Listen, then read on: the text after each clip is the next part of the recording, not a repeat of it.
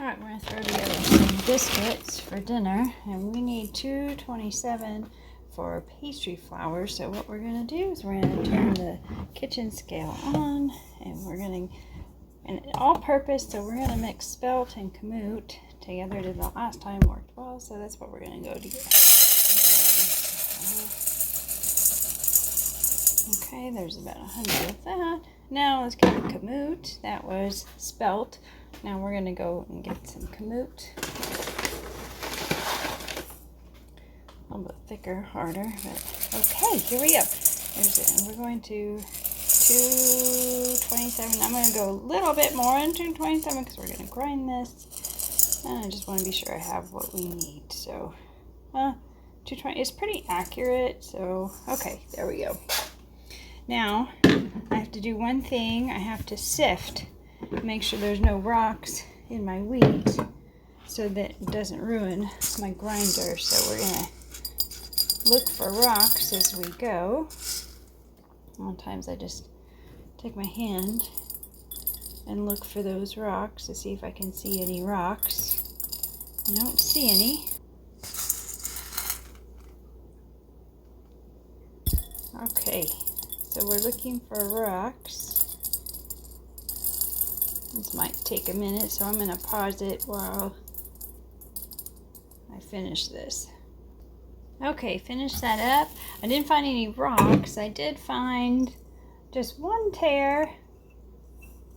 Just one little tear, that was it. And one little funky looking grain. So we picked those two things out, and we're ready to grind.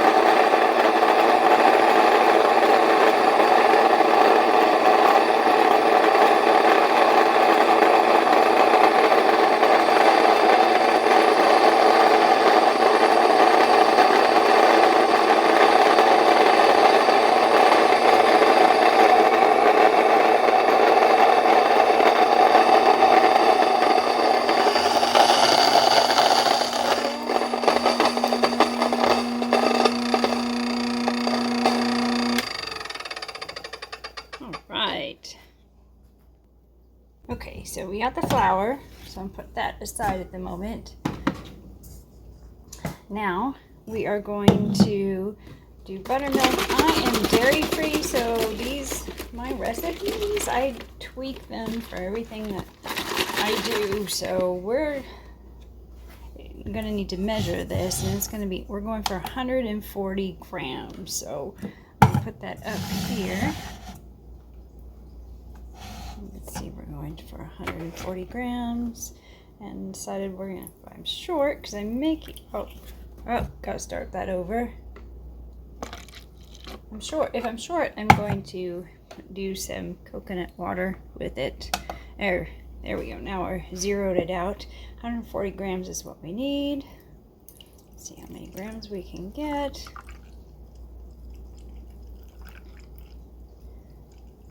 Okay, we got 110. So I'm making almond milk, so it's not made yet. This was pecan, unsweetened organic pecan milk. So you can see what that was. It was very nice. So we're gonna top it off to 140, and we're gonna use coconut water.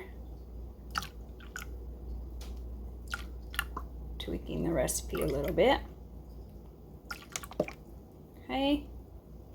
It's about, so we can go a little over, it's okay.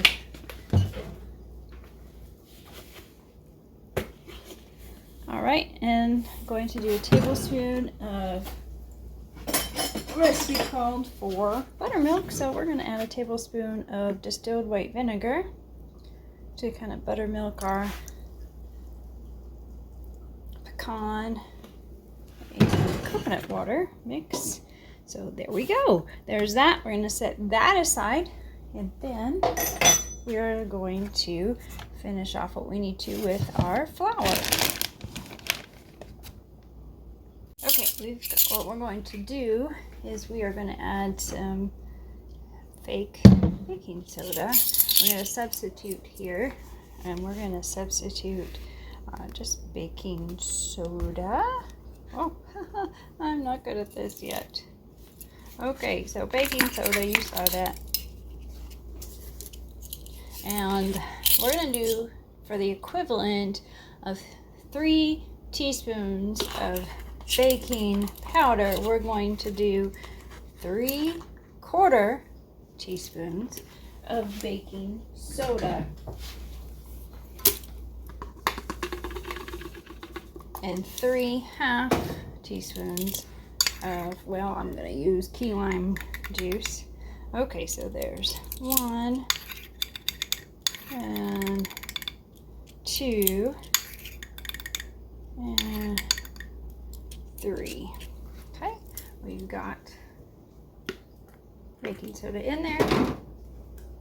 Next up is the 1/2 teaspoon of key lime juice. I just use what I have right now, and I grab the key lime juice. You can actually use lemon juice, but I'm just using what I grabbed at the moment. So there's 1,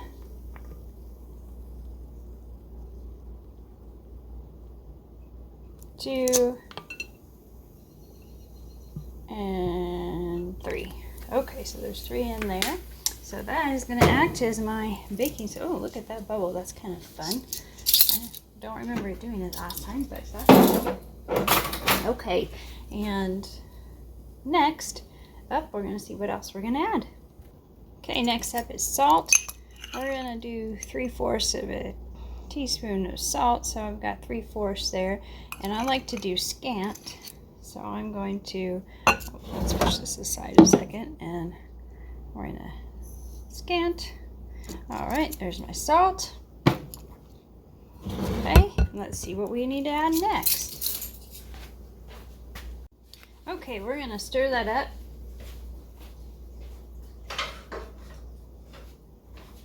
All right, stir that up. Okay, get all that salt, baking soda, flour.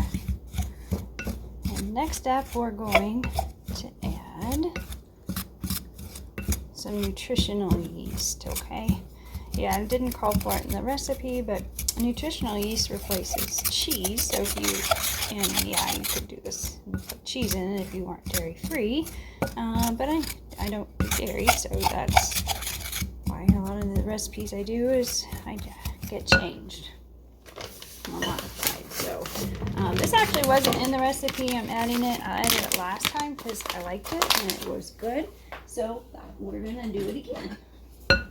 I'm going to do about 1/3 cup of nutritional yeast. So there we go. There's about 1/3 cup of nutritional yeast. You could probably do more if you would like it to taste a little more cheesier than that. So we're mixing that in. Okay. Okay, next up we need 75 grams of our ripe sourdough. I fed the sourdough and put it in the refrigerator. I fed it probably yesterday or the day before. So here we go. There's our sourdough, and I fed it with some Spelt last time. So it was einkorn, and I fed it with Spelt. So we'll have both einkorn and Spelt, and I'm looking for 75 grams of this. Okay. All right, see if you can see that. All right, so we got zeroed it. We want 75 grams. It's going to come out pretty nicely.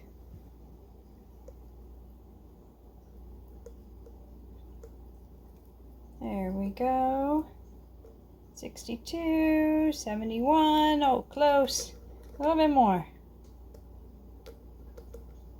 And let's see, 74. There we go, 75 grams of our ripe sourdough starter. Next up, we're going to add it to our mix here, along with our fake buttermilk. There's our starter. I really like sourdough right now with the renovation. This is the best way for me to do it, is just add my sourdough to recipes and use it that way. We'll get back to doing our sourdough after the renovation is done in our kitchen. That'll be great. That'll be nice. And then now I checked this squirrel or feet and bird food out there before our walk, and still nobody has touched it. So I need to figure out a better spot for that. Okay, now we've got, there's buttermilk, and we needed 113 grams of oil. I'm doing olive oil instead of butter. So let's measure out our olive oil back on the scale. There's a scale, and let's get how much olive oil. We need 113 grams of our olive oil. Here we go. Here we zeroed it. Let's get our olive oil, and I have organic extra virgin olive oil. Okay, here we go. 113 grams is what we're looking for. 113.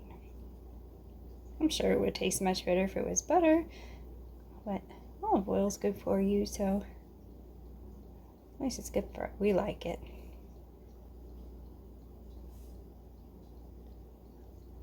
$113 grams. So no, I'm not gluten. It's hard to explain. I try not to eat breads that are store-bought or made from not home grain flour. Now you can always avoid that. Some people buy the delicious flour blends that are organic, and I have used those as well, but I find it's best for me if I try my best to stick with flours that are ground at home. 113. That's what we need. 113.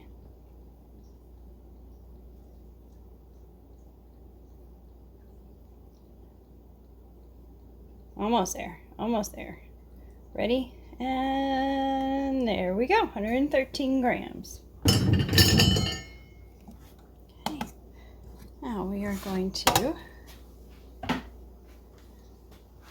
that in our big mix. We're going to also do some garlic glaze with some olive oil as well, so I'm going to use that in just a minute for that. Let's get this all nice and stirred and biscuity, and hopefully we won't need any more flour. Hopefully this will come out just nicely. If we need to add some more flour, we will do that.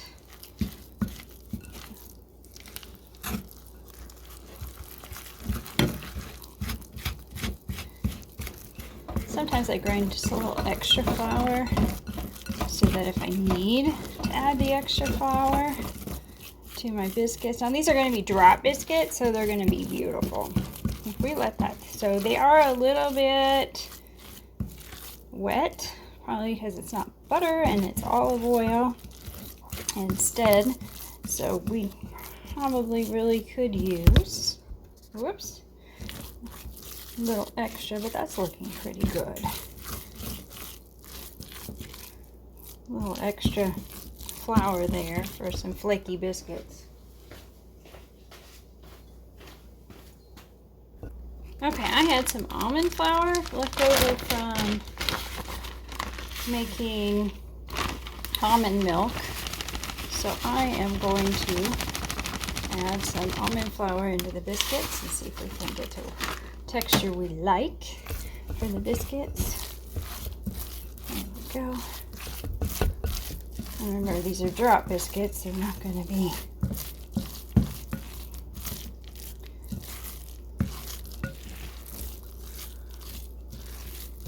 Okay, I don't want to mix biscuits like too much because I want them to be nice and fluffy and everything like that. So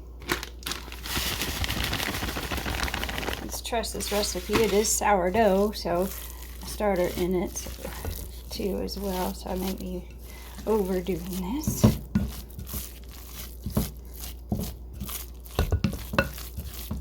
Okay, we're gonna trust the recipe and see what happens. I probably could have used a little more flour in that, but we're gonna trust it and see what happens in that. So I want to get all that nice yumminess off my fork there. Okay, let's drop these on a pan and get them in the oven.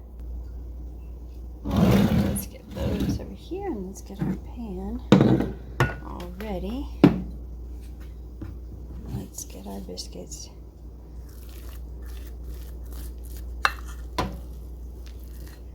dropped.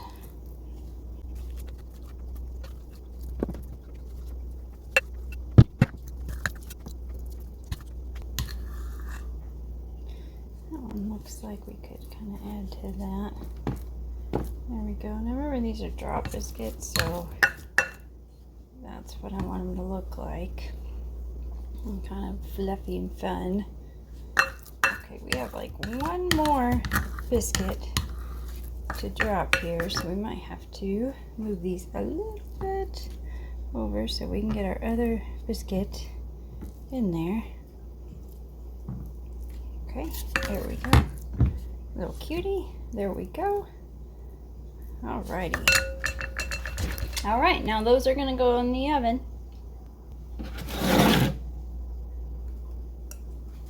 Okay, those went in the oven, and next up we're going to do some garlic. I got 3 garlic cloves, and we are going to do a little glaze for when those biscuits come out.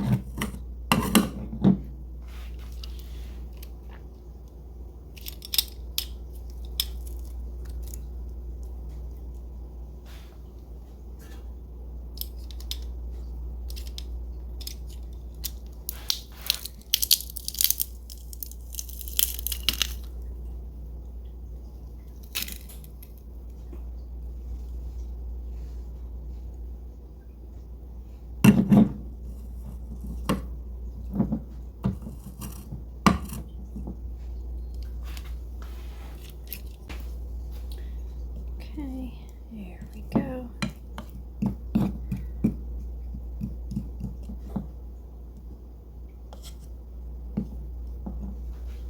Alright, so we got some garlic, and let's add some olive oil to that. We're just looking.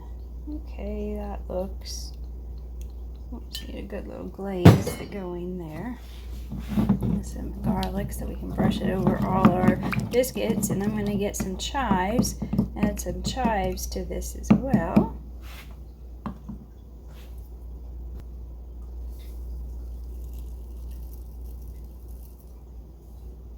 Add some chives in there.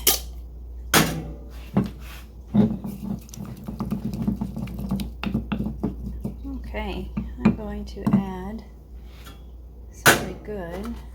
Let's smell it. Just a little bit of Old Bay seasoning. That just sounded really good.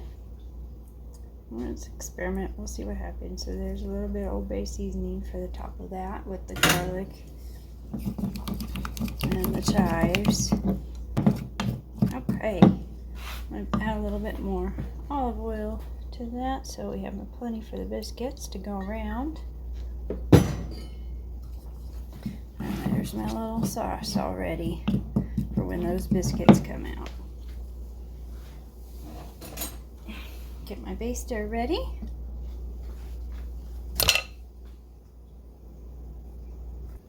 Okay, I'm just taking a minute to talk about my wheat, how I store it. Okay, so I packaged my Kamut and just sealed it with back up with the sealer, and I'm going to put it in a freezer bag and into the freezer. So that is how I store.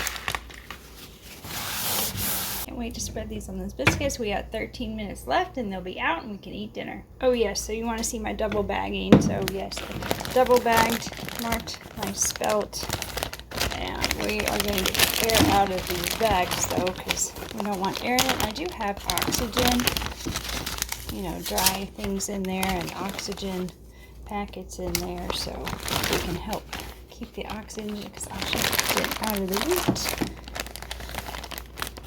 I do have the buckets as well with the gamma lids, and so I kind of do two different things with my wheats to keep it all dry. There we go. Okay. All.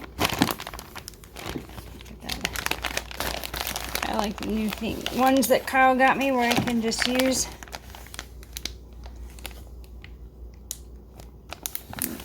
the little device and get the air out. That makes it a little easier. There's still a little air in that bag right now, so it's probably in that one. Okay, there we go. I'll seal that back up. Our attempt was to see how to store our wheat in a humid environment and keep it dry. Because when it goes through that grain mill, it's got to be dry. It can't be wet. Okay, back up waiting on those biscuits. Should be out in just a few minutes. Alright, the biscuits are done. And I'm just going to brush each of them. It looks like I overed. Hopefully they're not rocks. Let's brush each of those biscuits with this, and hopefully this is going to taste nice and yummy. They look nice. They look good. Okay. It smells good. And garlic. Mmm. Yum. Oh, that's a lot of garlic on that one. If we could see that. I might put a lot of... Okay, well, each of these can get a lot of garlic, because I got a lot of garlic. It kind of fell off the wagon there.